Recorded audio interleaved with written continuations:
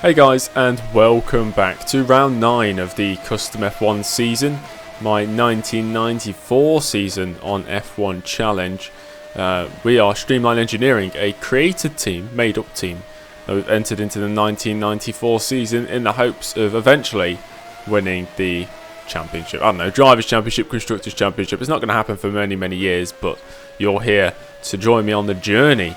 So today we have the Hungarian Grand Prix at the Hungaroring. We're in qualifying, but before that we have the news.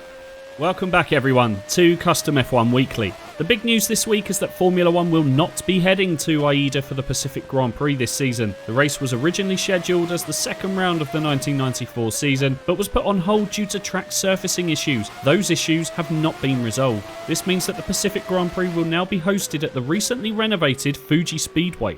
The Pacific Grand Prix will take place before the Japanese Grand Prix, becoming the 14th round of this year's championship. In other news, F3000 driver Jean-Baptiste Reith will be promoted to Ferrari reserve driver for the 1995 season, and British F3 driver Josh Cassar has signed a deal with Streamline Engineering to become their reserve driver for the next 2 seasons. With silly season in full swing, rumours have been circulating the paddock in regards to driver transfers and signings, and many more signings will be announced in the coming weeks. And that's all from me this week. Until next time.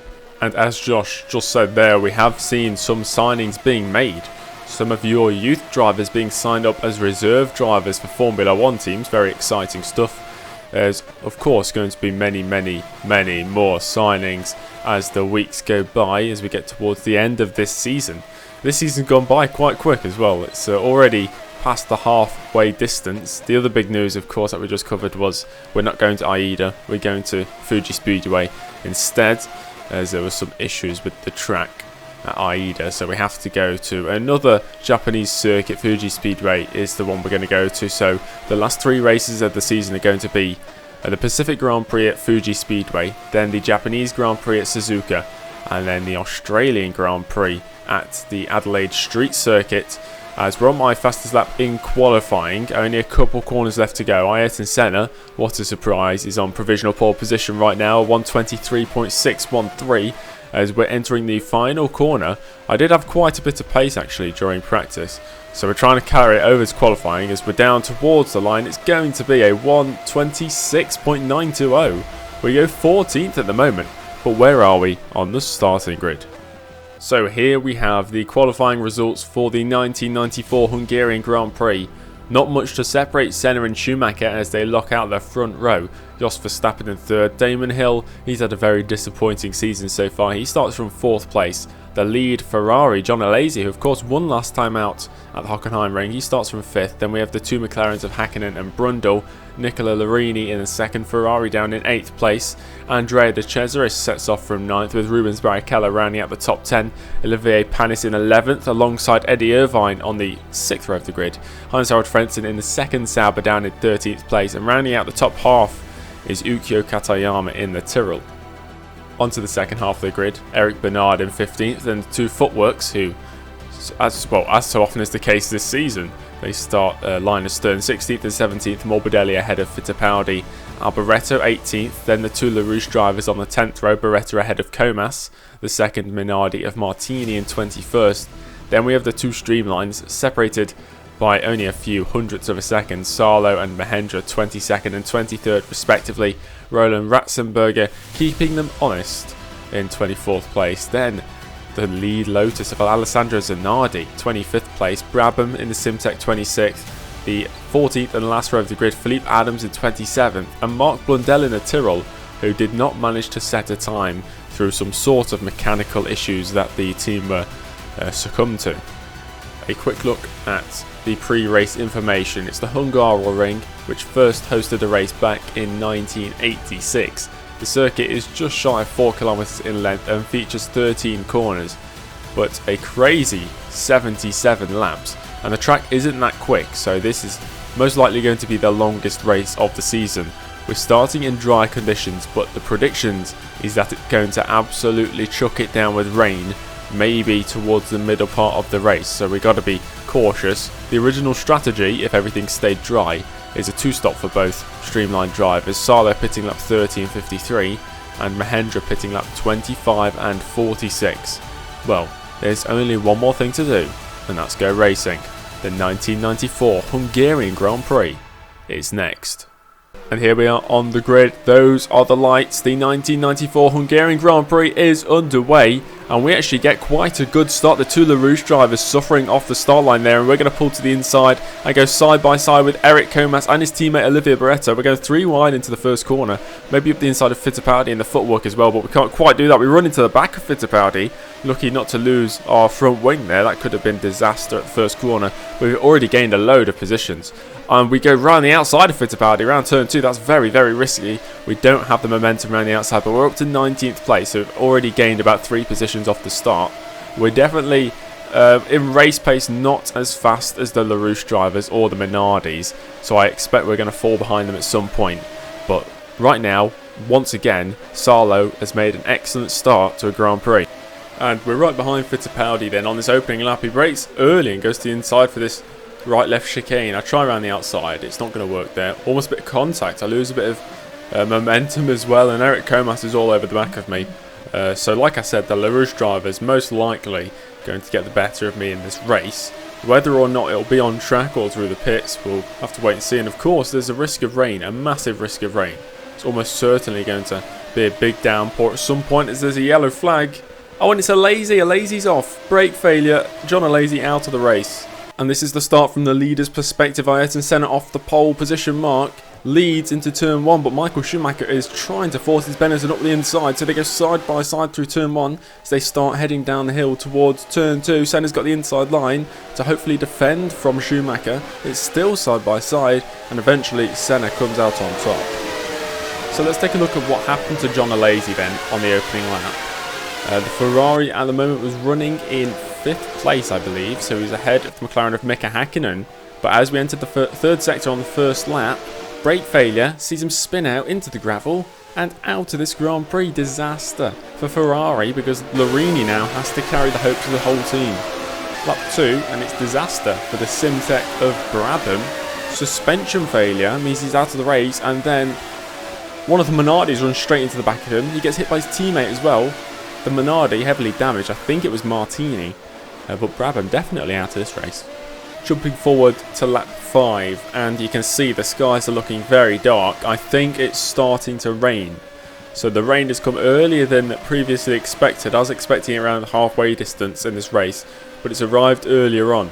And sadly, when watching the replays, there's graphical bugs, so you'll only ever see the AI on the soft tyres, when in reality they might be on the softs, the intermediates, the wets, the monsoons.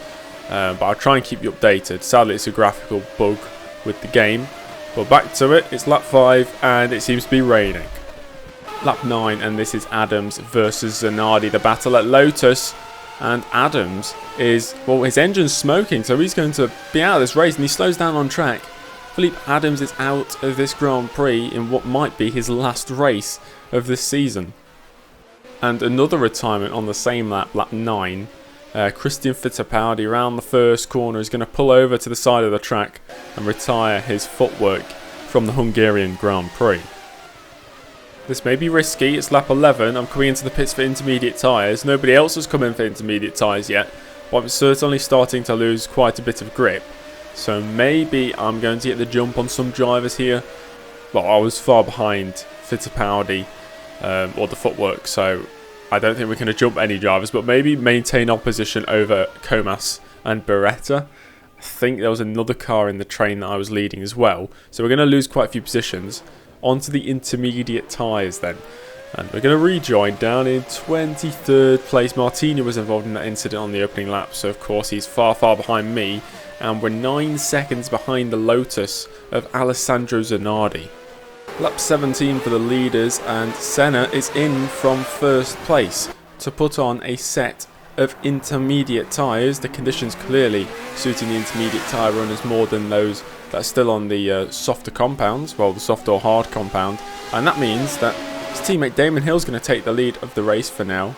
Quite a few drivers into the pits on the end of lap 17, including my teammates, including Zanardi, including Comas as well, and we're going to go up to 19th place there, so we gained 4 places.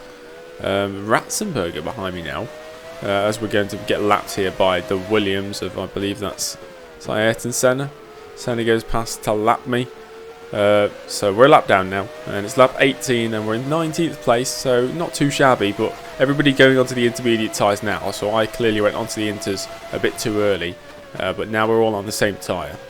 And on the end of lap 19, Damon Hill is into the pits alongside Benetton there. Is that Jos Verstappen? I have a feeling Michael Schumacher has had 2 pit stops already, because Senna's got a big lead now as he retakes the race lead from his teammate. And yeah, Damon Hill into the pits then alongside Benetton, and Senna back into the lead of the Hungarian Grand Prix. So we're about a quarter of a way through this race as we're looking at Rubens Barrichello in the Jordan, who's currently up in 8th place. Senna leads from Hill. Verstappen is now ahead of Schumacher. So Schumacher, I think, has had multiple pit stops already in this race. Maybe a mess of strategy from the Benetton team. Larini in 5th. And as we said, Barrichello in 8th place. De Cesaris in the top 10 with his teammate Frentzen just outside the top 10 in 11th place. Salo is up into 17th with Ratzenberger, his big rival in this race, in 19th place. Brundle started last. He's just come out of the pits, and he's come out of the pits behind me. So I'm up to 18th, but he's all over the back of me here as we start lap 20. He's going to the inside, maybe going to make a move. He thinks about it into the first corner, forces me to go slightly wide. I lose a bit of grip mid-apex, and we're side by side here with the Tyrrell. Brundle with the outside line. I'm going to throw it back up the inside. I don't want to lose this position, but at the same time, we're getting blue flags. And as you know, if you ignore blue flags, we're going to get a stop-go penalty. Because I think there's... is that Benetton or Williams? It's one of the two. We need to let through, but we don't want to let Brundle through as well. But if we stay ahead whilst the blue flags are out, we're going to get a penalty. I don't know if Brundle will get the penalty as well. But I'm going to have to let them through here.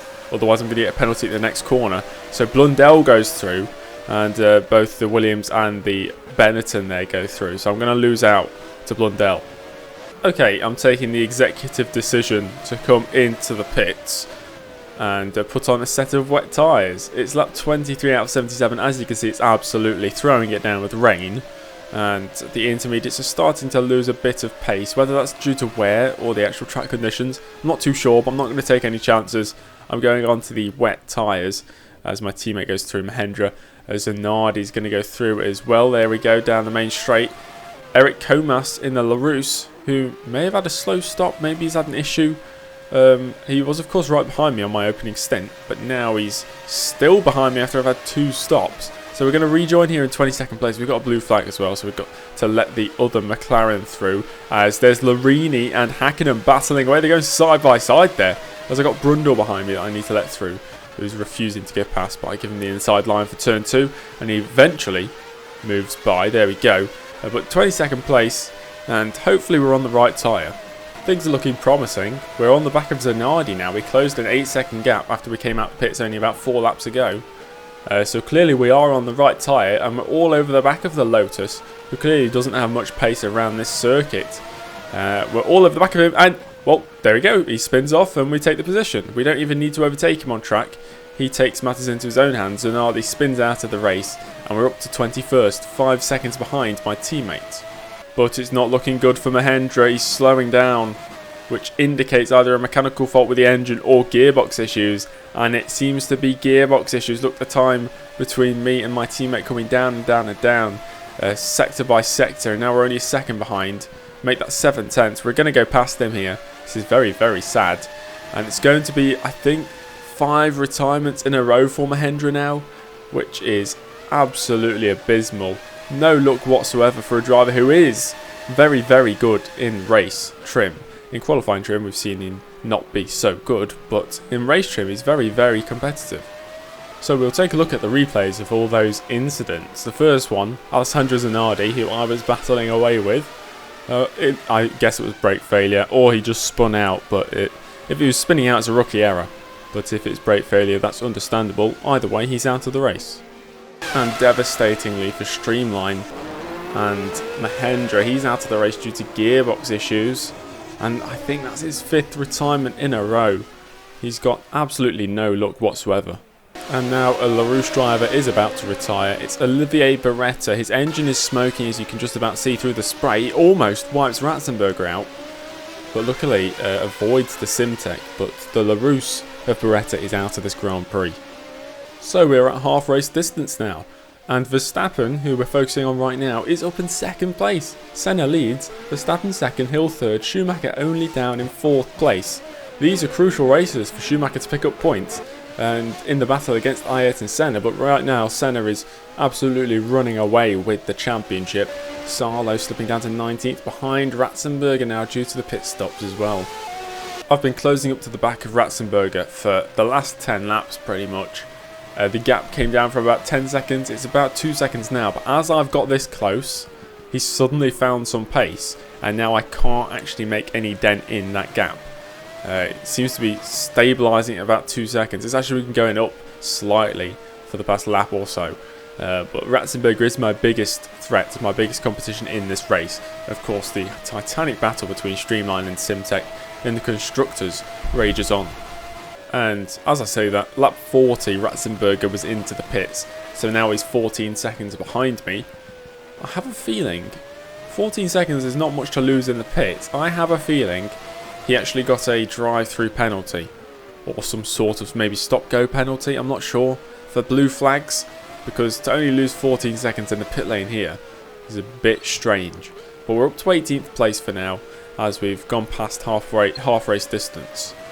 Lap 43 and Martin Brundle trudging his McLaren into the pit lane quite slowly. You know what that means, it's a gearbox issue and the McLaren is out of this race.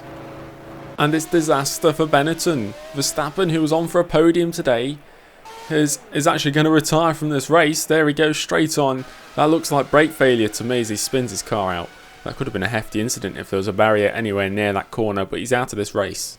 Well, this race has been a nice change from the last two races, which were disappointments, to put it bluntly, as we retired in back-to-back races. But right now, lap 50 out of 77 as we come in for what is our final stop in this race. It should be, unless there's a dramatic change in the weather. We're going to put on another set of wet tyres as the conditions on track seem to be the same right now. It doesn't seem to be getting worse. It doesn't seem to be getting any better as the rain is still falling quite heavily. But we're going to fall behind Ratzenberger again. Eric Comas, who's just unlapped himself. We were a lap ahead of Eric Comas. I'm not sure what's gone on with him there. But we're going to rejoin in 17th place, so we're racing Ratzenberger pretty much to the end.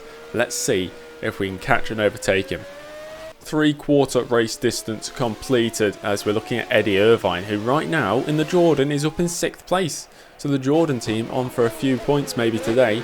Ayrton Senna leads the way, Hill in second. It's a Williams 1-2, which is not good for Benetton, who now have one driver out of the race, and Michael Schumacher, the sole Benetton remaining in the Grand Prix, is in a distant 3rd place right now. Salo holding on well to a position ahead of the Simtek of Ratzenberger. And this might be commentator's curse, I'm not sure, but Barrichello going very slowly.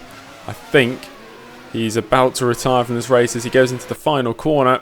That looks like suspension failure to me. The Jordan's out from 8th place in this Grand Prix. So Ratzenberger's just been in and out of the pits. It's like 57 now, and that means we're back up to 16th place as I miss my braking zone. We go straight on and straight into the wall. I wasn't able to slow down the car enough. Trying to reverse out, but, well, it's gravel. It's difficult to move in, and especially in the wet. I'm really struggling to get this car moving. We're losing valuable time. Ratzenberger's moved past now. We're still a lap ahead of Eric Comas. So let's just hope we can get out before Eric Comas unlaps himself. Oh, he's unlapped himself now, so he's 1 minute and 20 seconds behind. We've definitely picked up big suspension damage from that. 20 laps to go. Can we manage it? I just can't turn the car around. There's absolutely no grip here in the gravel. It kind of forces your car in a very distinct way, and not the way where you actually want the car to move. So this has taken absolutely ages to even just get this car moving. I've reversed enough just to try and turn around, but as you can see, I'm turning the steering wheel. The car is not moving in the correct direction. And I just can't get back onto the track. It's so difficult. We're eventually going to do it, but I've lost so much time as we fill another lap down on the leaders. I'm almost there, almost back onto the track. Only 45 seconds now ahead of Comas, 45 seconds behind Ratzenberger. We've lost that position to Ratzenberger. Let's hope that he doesn't manage to get a top 10 in this race, so we manage to stay ahead of Simtek in the championship. But we're back onto the track. damage galore. We're going to be losing seconds and seconds a lap, but can we keep Comas behind? Okay, it's definitely commentator's curse. Eddie Irvine's engine seems to be expiring on lap 60 of this race, and he was in a points position, but that's been stripped away from him now. He's out of this Grand Prix. And Martini, who I think was involved in an incident really early on in this race with Brabham, the Simtech. I think he's about to retire, and he is. He pulls off to the side of the track. That might be suspension failure as well. Either way, he is retired from this race. Well, De Cesaris was running a decent race. I think he was well inside the top 10, but he seems to have gearbox issues as well. He's pulling into the pits to retire his car. No shortage of incidents late on in this Grand Prix. It's lap 71. This is Eric Bernard chasing down, I think that's Mark Brundle, but no more is he chasing down the Tyrrell. Eric Bernard is out of the race. Time for one more retirement, Gianni Morbidelli. So that means both footworks are out of this Grand Prix. Lap 71 for Morbidelli, so loads of retirements near the end of this race. Hungarian Grand Prix really being a car killer. The conditions have been absolutely atrocious today, but that has not phased Ayrton Senna one bit. He's only got one more corner to go to take a very, very commanding victory, and Williams' first 1-2 of the season. Ayrton Senna exiting the final corner to come across the line and win the 1994 Hungarian Grand Prix. It's the last lap and I'm only a couple tenths ahead of Eric Comas. He's closed down the gap this much, and it seems to be drying out as well. As Ayrton Senna wins the race, we're going to round the final corner, and due to all the retirements, we're actually going to finish in 12th place. Luckily, Ratzenberger did not get to top 10. He finishes in 11th place, which means we stay ahead of Simtech in the Constructors' Championship, as across the line is a 12th place finish for Mika Salo. So let's take a look at the race results. It's a Williams 1-2, the first Williams 1-2 of the season. Ayrton Senna wins almost a minute ahead of Damon Hill. Hill finally getting some luck and scoring some good points. Michael Schumacher only managing third. Mika Häkkinen in fourth, with Larini once again picking up a couple points for fifth place. Heinz-Harald Frentzen into the points with a sixth place finish for Sauber. Ukyo Katayama just missing out his seventh. Impressively, Mark Blundell, who started 28th, he climbs 20 positions, or 19 positions in this, 19 positions in this race to finish in 9th place. Michele Alboreto rounding out the top 10. Roland Ratzenberger says collision. I think that's what it just said on the results screen. He didn't actually collide with anybody. He was fine. He finished in 11th place. Mika Salo 12th, and Eric Comas the final finisher in 13th place. Followed by a whole host of retirements. Lots of retirements in this race.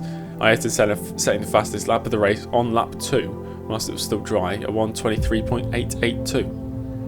Now, this is what it means for the Drivers' Championship. The gap at the top now is 21 points, and there's only 7 races, I believe, to go. So if Schumacher wants any sort of chance of winning this championship, he has to have a massive resurgence in the second half of the season. John Alesi still in third. Well, he's down to third now, I think, because of Schumacher's result. I think maybe Schumacher was already ahead. Anyway, John Alesi in third place. Jos Verstappen in fourth. He didn't score any points today. Gerhard Berg is still in fifth place after only 5 races completed this season. Damon Hill up to 6th now with his result today. And Heinz-Harald Frentzen up in 13th as well. And a quick look at the Constructors' Championship. It's completely flipped. Williams now lead. Is that the first time they've led this season, or what? It's the first time in a while I think Williams have led the Constructors. Benetton in second, with Ferrari a poor result today in third place now. They're falling off the top 2.